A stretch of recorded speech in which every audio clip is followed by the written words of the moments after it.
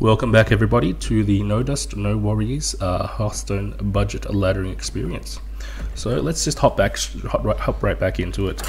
Last time we had a couple of pretty good wins, picked up a couple of nice cards, and I was really happy to see that the cards made a difference. We picked up a Bloodsail Raider, which is generally quite strong with Rogue. And yeah, so just to reiterate what the series is about, I want to try and climb the ladder with a fresh deck. Basically without any expensive cards. And expensive cards I would put in the category of, epics, legendaries, adventure-based cards. Stuff that's pretty difficult for a beginner player to acquire, and maybe you're not really necessarily cool with dropping a load of money into a game you've just started. Okay. So I have a 2, 3, and a 4, but I really would like a 1 drop so I can play on turn 1, or another 2. So I think I will throw back. I could potentially throw back everything, but I could coin Bloodsail, Weapon, Shattered Sun, and I think I still throw these back because there are better options for the early game. And there we are. So we have a very strong early game. When you're going second, it's actually great to keep two drops, because it allows you to... The coin basically gives you a 1 mana discount on any card that you want to play, and it allows you to go turn 1, 2 drop, turn 2, 2 drop, and then follow up with... And then by then you probably have drawn something that you can play on turn 3, 4, and the following turns. That's an interesting one. That is an interesting one. Do I clear? Do I clear? It's a little bit of a conundrum when you're facing a taunt minion, because usually if it didn't have taunt, I'd just go to the face and force him to clear me. By the logic of my minion does more damage, so I would win if all else holding even. I would win the face race. But since it has taunt, I will clear it and set up with a Bloodsail. It also sort of plays around any sort of removal he may have, say a Frostbolt or a Flame Cannon, things like that. Okay, let's see what we have in store here. A secret. First secret I think we've seen on this run, and I look forward to talking about secrets. I will play the Shattered Sun. You must cleanse the sun well. You're pretty safe. Okay, it's not a mirror entity. My policy with secrets is assume that it's the worst secret for you.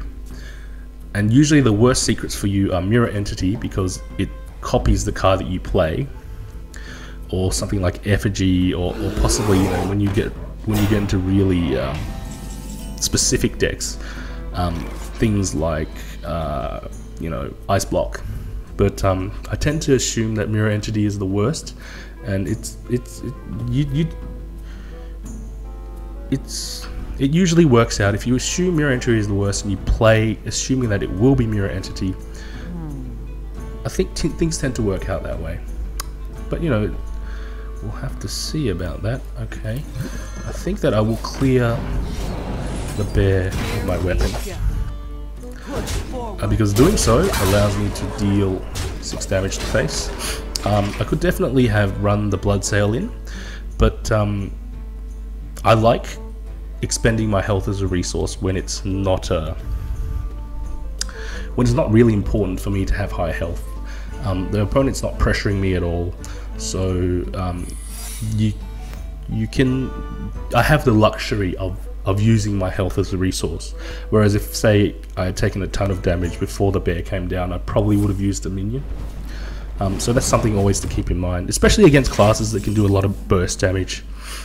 Okay, I think Razorfen is a clean play here.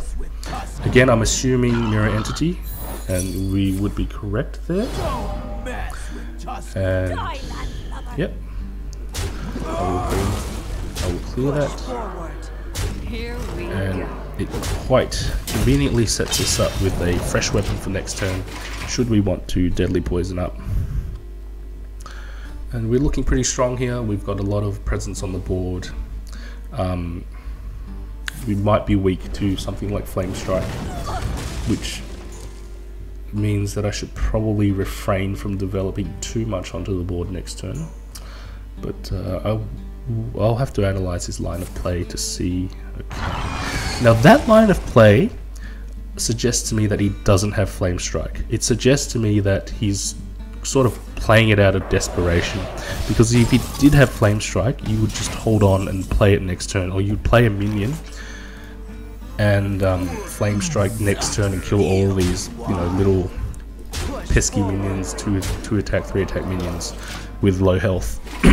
But I'm fairly confident that he didn't have Flame Strike in his hand. He of course could have top decked it just then, but it doesn't appear to be the case. He appears to, yeah, he doesn't appear to have Flame Strike. So play the Inventor to see what we draw, and Sprint is an excellent card for the late game. When you say, if he Flame Struck me now, I can sprint to gain a ton of tempo back. Now actually I haven't considered whether we have lethal here. 6, potentially 9, that's not enough. Now do I buff the sheep or do I buff the ooze? Buff the sheep or buff the ooze?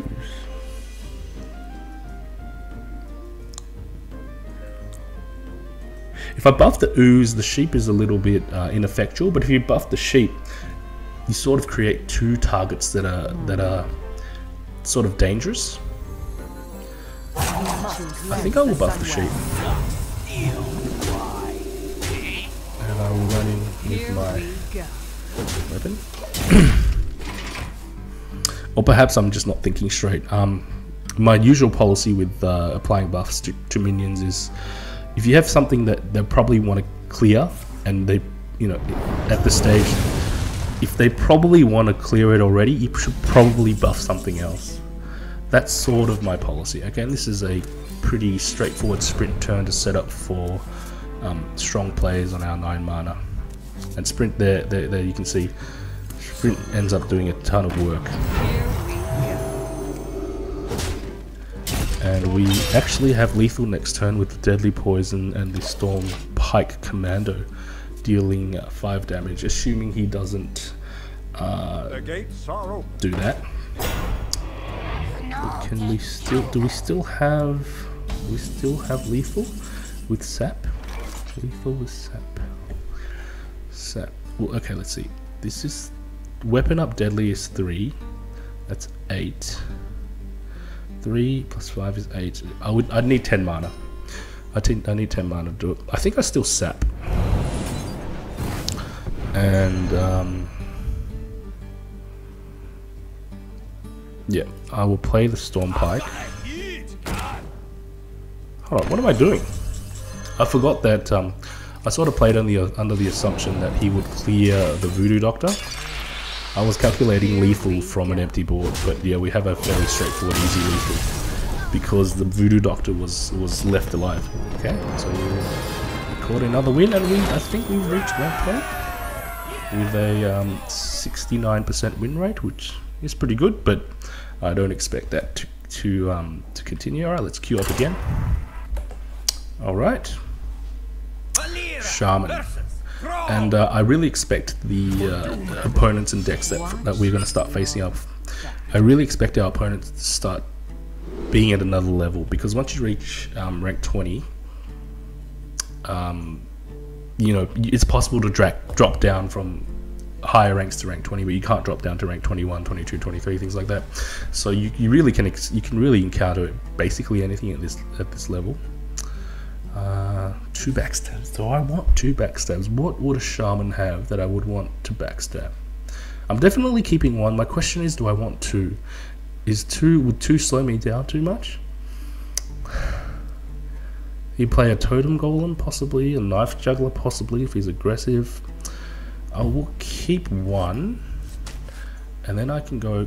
I think I'll throw back the deadly as well, given that I have a backstab. But yeah, I'm just trying to shift my gears into thinking more straightforward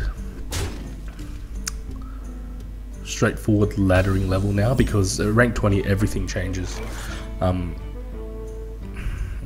think I could weapon up and kill the boar for free, but I can very easily weapon up next turn. Since I don't have a 2 mana play, I probably will weapon up next turn. And even if even if he deals with the raptor, I can handle the boar. And it looks as if he is going to deal with the raptor with... No, he's not. Okay. And that's a fairly strange play, but I think we've lucked out and run into a fairly beginner player.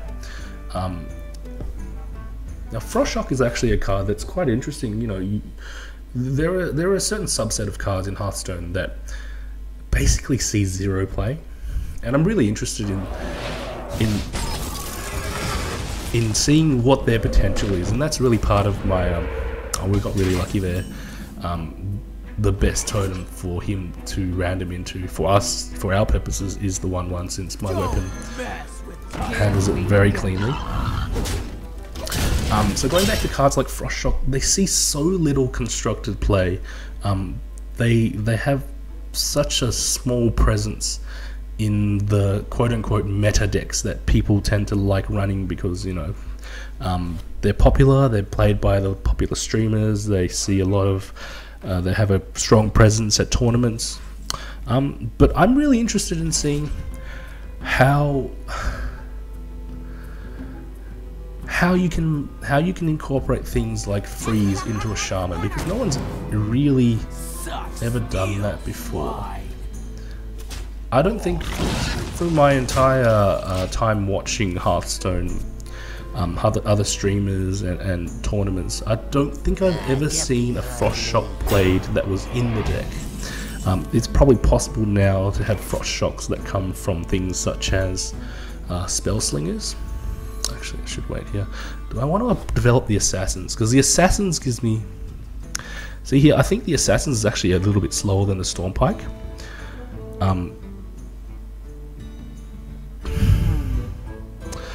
Like, the key with the issue with Assassin's Blade, it takes a lot of setting up.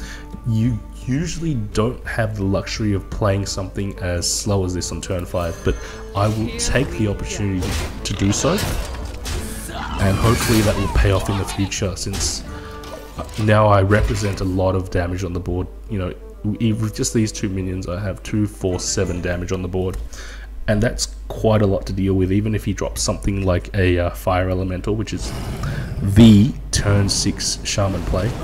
If a Shaman has a Fire Elemental on turn 6, he is probably going to play it.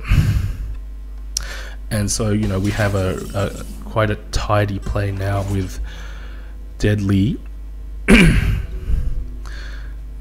swing into the Fire Elemental. And I may want to play the Senjin instead of the Stormpike, because again, it is slower. It doesn't use all of my mana, but the slower play, it serves to protect things. 2 things. It protects my Gnomish, and it protects my face. Since I've used my health quite liberally this game to clear things, so I'm getting a little concerned about my health. I don't really want to take any more health damage. Excuse me. If I can help it, I don't want to take any more health damage. So it's quite good to play the taunt here. Oh, look at that. Our Bloodsail Raider has come onto the scene. And do I want to use a backstab? Or can I just Shattered Sun? Yeah, let's use the Shattered Sun. It's a little bit more power on the board. And I think I will swing face. Like I said, my health is a little bit low, and I don't really intend on using my weapon on a minion unless I absolutely have to, or it turns out to be like a high health, low attack minion, such as a Sludge Belcher or a Senjin of his own. But I'm definitely not swinging into things such as Ogres and Stormwind Commandos if I can help it. It just brings going any lower than, say, against you got to be quite careful as a rogue dropping your own health too low, because sometimes the opponents will just have burst in their hands. You got to be especially careful against classes like Hunter and Mage, and I think, you know, those are the classes that tend to be quite strong against rogue, because the rogue uses its health as a resource to establish board control, but you know, if you take yourself too low, you'll just end up dying to double fireball or kill commands, things like that. Okay. Do I sprint? I think I do sprint. I sprint to, like, a sprint that you can do on a fairly safe turn is almost enough to win you the game. Because you just gain so many resources over your opponent. If I send this in, yeah, I will use my weapon to clear the totem, because if I didn't, I'd have to use these two, since I plan to keep the Senjin alive by sending it into the Gnomish Inventor. Leaves my Senjin at 1 health thanks to the Voodoo Doctor. I didn't want to swing at the Gnomish Inventor. Well, I wanted to clear the totem, because not using my minions deal more damage to his face than my weapon would have dealt to his face. Oh, that's great, we're up to rank 19, so let's record another win, and let's hop back in for one last game. Now you may be wondering, where are we going to get cards for this run? Are we going to get cards for this run? And I really haven't thought about that question much at all. I guess I could do some arena runs, if necessary. Do I keep a 3? Do I keep a 3? I don't think so. If I don't have a 2, I don't think I'll keep a 3.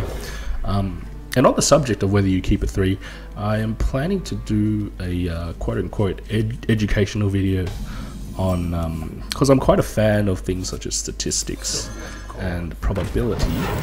Yeah, hashtag maths nerd, I guess. But I plan to do a video to enlighten not just you guys, but myself on, you know, just probability and card draw, things like that. So we will, hopefully, hopefully I'll have that ready within the next week or so, and I look forward to seeing your feedback on that. And again, I'm not going to attack. I don't like to swing into the warrior. I guess the one condition upon which I would swing into the warrior is if they have armor, because for warriors, armor is a powerful resource that we can use for board control. Yeah, let's play this. Warriors have, well, the primary thing that they have is Shield Slam, and Shield Slam allows them to deal damage to... Okay, I think we might be in a little bit of trouble. We might be in a little bit of trouble, but I think I still have to play the Yeti. If I play defensively and use Fan and hit the Berserker, I'm just losing too much tempo, because if I deal with his board and don't develop anything myself, I think I'll just end up getting run over. So we will play the Yeti, and hopefully the Berserker feels obliged to trade the Berserker in, because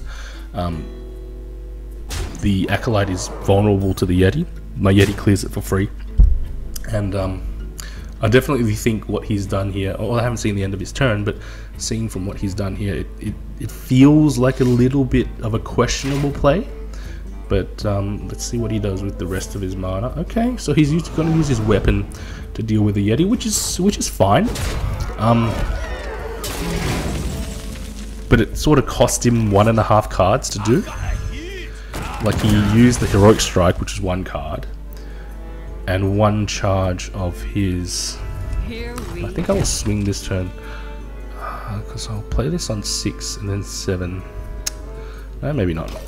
He used this heroic strike plus half of his fiery war axe to deal with a 4/5 minion, which is a little bit wasteful in my opinion. But having said that, he's still in a pretty strong position with a war axe charge in his hand and an acolyte, which has already drawn 1 card and may draw more cards. Okay, he's going to play defensively. That's understandable. Oh, okay, face heroic. Okay, so 2 heroic strikes and going to the face with both of them. Tells me a lot about his deck and sort of what his win condition may be. If he pulls out something like an Arcanite Reaper next turn, I may want to actually dig for oozes, since we have 2 oozes in our deck. And we have 20. We'll have 20 cards left if we don't draw the ooze. So 2 out of 20 is about it. Yeah, there's a 10% chance. There's a pretty tidy 10% chance of picking up an ooze. But no, he didn't develop that, which is good for me because I get to apply some damage to his face. Now next turn, am I doing anything with my 8 mana? Am I doing anything? Do I want the flexibility of having the charge next turn if I choose to sprint? I think my play next turn will be weapon, bloodsail, gnomish. I think that sprint only gets stronger as you get closer to 10 mana, because if you use your entire turn for sprint, that's all you're going to do.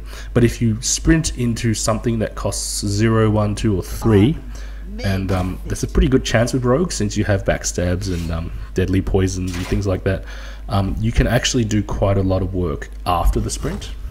But I guess if you sprint on 7 and you have no resources left over, you get a little bit exhausted. Yeah, sorry, it's a bit of a cheap pun. Okay. Now I think this line of play, I will be playing the fan. I don't really want to take the 5 damage to my face, especially when he's showing a Reaper. So what I will do here is I will clear the Armor Smith first, because if I fan before that, the Armor Smith gets 2 procs from its ability, and I will fan now and see what we find. Oh, that's not quite it. Now I think I want to play smaller things to essentially waste his Reaper charge. I think playing the Inventor would have been awkward for my mana for 1, and for 2 makes his Reaper a little bit more efficient. Like if he clears a 4 health minion with a Reaper, it's pretty good. But if he's forced to clear 1, should I play around 1 damage removal? Yes, I should.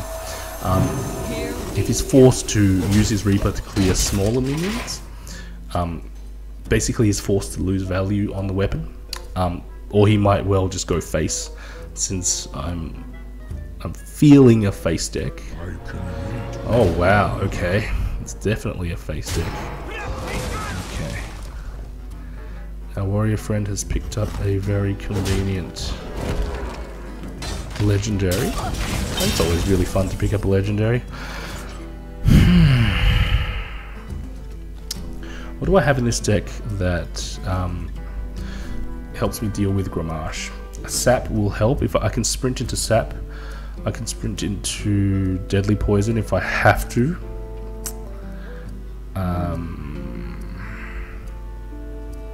A form of taunt? No. Okay. I don't think I can afford to take the. I don't think I can afford to let him. How do I say? He might be able to buff the card. We're in a tough situation either way. I'm gonna dig for the sap. And sprint again is a great card for doing something like that. And no, we didn't find sap, and so we're gonna have to leave the big scary 10-5 alive. But we do have a fair amount of damage. If I draw into, since I have 1 damage from my hero power and another extra from the Shattered Sun if something stays alive on the board, so we can add 2 damage from what we have right now. So if he leaves the raptor alive, or if he doesn't armor up, we got a pretty strong lethal. But okay, I think that might have been a little bit too reckless from our warrior friend, because it gives me quite a strong lethal opportunity. So 2 + 2, we're 1 off. I will draw to see if we can find anything. Fan, I can fan to... fan, no.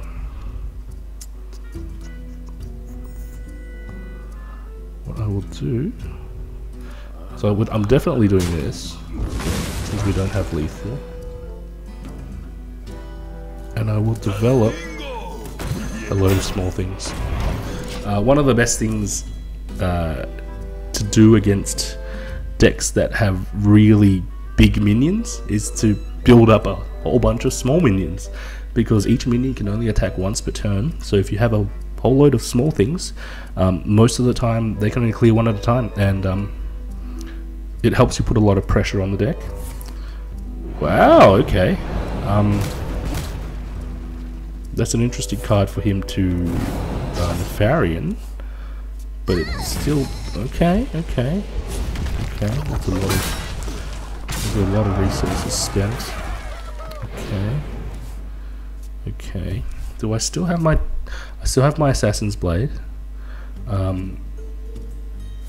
But he's armoring up, so that's going to be a little bit of an issue. I can Assassin's Blade in the Nefarian if I have to.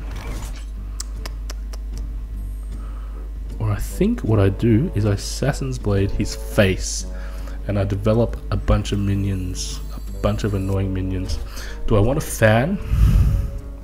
I don't have any Eviscerates in this deck. I could fan into a sap, and that would be pretty strong. Fan into a sap. But I'd be sacrificing a Shattered Sun if I fanned into a sap. How many cards? It's 10% chance to fan into a sap. I think I will go with the more consistent play of, again, like I said, developing a load of small annoying things. And we're again representing quite a lot of damage, and he's dead next. Oh no, he's not dead next turn. If he manages to clear everything, he can avoid another lethal.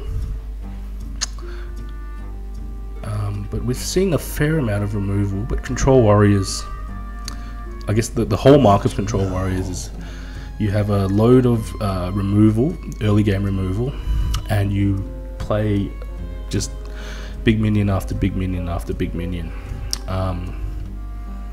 So we will have to wait and see whether he has something to deal with this, and he has to deal with both. Armoring up won't save him. He has to deal with both, and that's why, again, going back to dealing with big minions, you can fill your board and either have to have the spells to answer you, or they have to play a taunt. Okay. Excellent. What are you? Okay, in a range. Okay. That's quite expensive. But the Nefarian actually didn't do any damage to my face, which I'm quite glad. Okay. Are you gonna swing at my face? I think we're still pretty safe, because next turn, even if he whirlwinds the Armani, actually I can backstab fan. I can backstab fan the Armani, and I think I will do that. Just to eliminate any chances of being killed by something like another Inner Rage or a Cruel Task. Now, do I want to play the Ogre or these two? I think these two will be hardest for him to remove, given I think I've seen both Whirlwinds and I've seen an Inner Rage. So I will develop the pesky little minions and continue with my pesky little minion strategy. Since again, weapons are good against single targets, not so good against multiple targets. Playing the Ogre, I could have lost to. I could be vulnerable to, say, something like a Shield Slam, or like Armor Up Shield Slam plus the weapon attack. But this board makes it very hard for him to clear, even if he has some form of removal. along with his weapon. Okay, it looks like we're doing quite well in our rogue no dust, no worries ladder run. So let us finish up. And I thank you guys for watching. Hope you guys have a lovely day, and I'll see you next time.